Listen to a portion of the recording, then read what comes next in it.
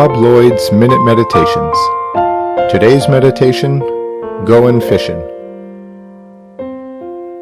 Follow me, and I will make you fishers of men. When Jesus spoke these words to professional fishermen, they straightway left their nets and followed him. Recently, we have had the good fortune to spend some time fishing with some brethren who are real experts. It is interesting to notice how the modern-day fisherman is so well equipped. He often has a boat or kayak.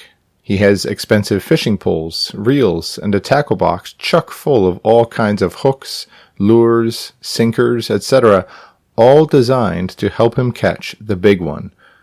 In addition to being fully equipped, he is also knowledgeable of the habits of the fish he is trying to catch. He knows just what type of lure or bait to use for each kind of fish, where they are apt to be, and the time they are most likely to be biting.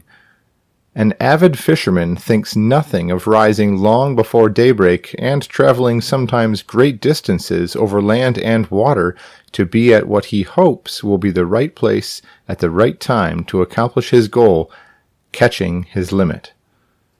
Now, when Jesus told us that he would make us fishers of men, he certainly would expect us to be as diligent in knowing the habits of those we want to attract to the truth as the fisherman is in knowing the characteristics of his fish.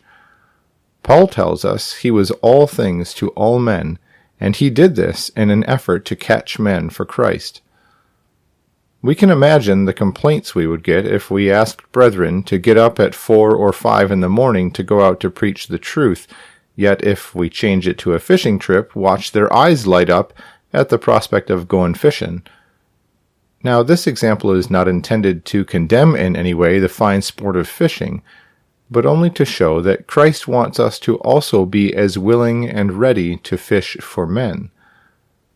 The fisherman is careful to offer the kind of bait that the fish love best. When the fish has swallowed the hook, the fisherman's job is not over.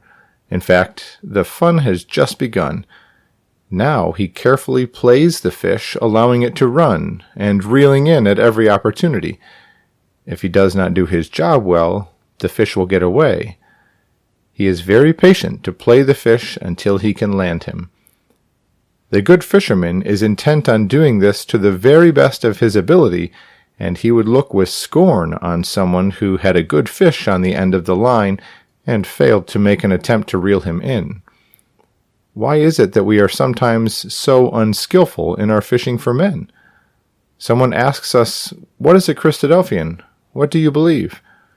And we proceed to tell them that we don't believe in the Trinity, we don't believe in the devil, we don't believe in an immortal soul, we don't believe in going to heaven when we die. No doubt the person asking the question wonders why we told him all the things we don't believe when he asked us what we do believe.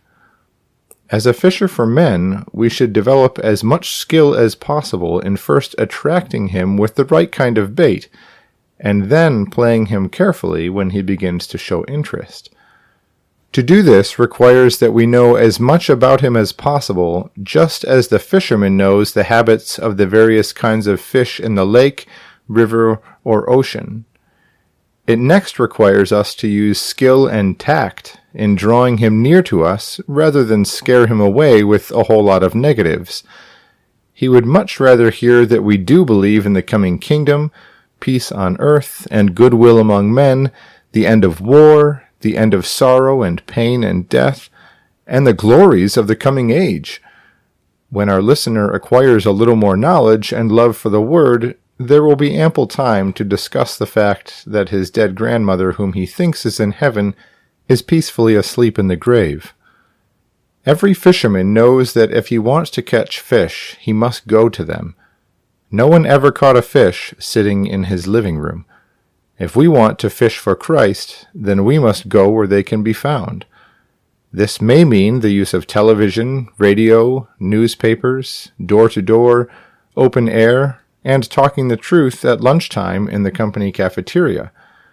We can't sit back and wait for them to come to us any more than the fisherman can. The good fisherman has a well-stocked tackle box filled with goodies that attract fish, and the good fisherman for Jesus has a well-marked, well-thumbed Bible. He also studies so that he will have an answer for the hope that is within him. The fisherman doesn't wait until he is an expert to begin. He casts his line and learns from his mistakes. Whoever we are and wherever we are, let us begin today to fish for Christ. Don't wait until we know everything, or we will never begin. Be not afraid, neither be dismayed, for the Lord our God is with us whithersoever we go. God knows where the fish are, even as Jesus instructed his disciples where to cast their nets, and if we ask God to guide us, then he will bless us and give the increase. Remember, he which converteth the sinner from the error of his ways shall save a soul from death, and shall hide a multitude of sins.